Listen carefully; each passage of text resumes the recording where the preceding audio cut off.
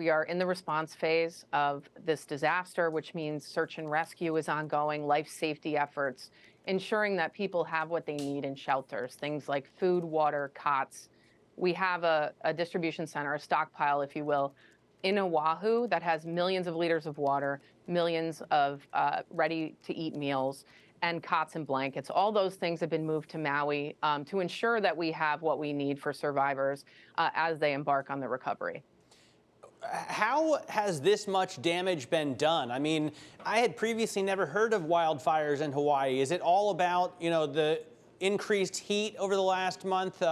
Has that made everything dry and sort of rife for damage? So there are wildfires in Hawaii. They typically have brush fires each year.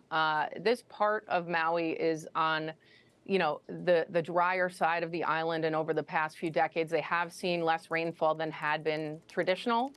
So some of those factors did come into play with the fire spread, as well as the impacts of the hurricane force winds from a system that was about 700 miles off the coast of Hawaii. So there were a lot of factors converging at once, as we understand it, which had wrought, and caused this devastation.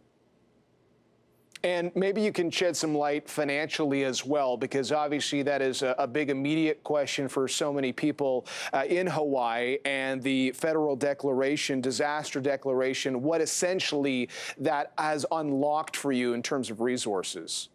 Sure. So with President Biden's major disaster declaration, it unlocks federal resources, including individual assistance, which provides funding to support some home repair, personal property that was lost, as well as some services, things like disaster unemployment and crisis counseling.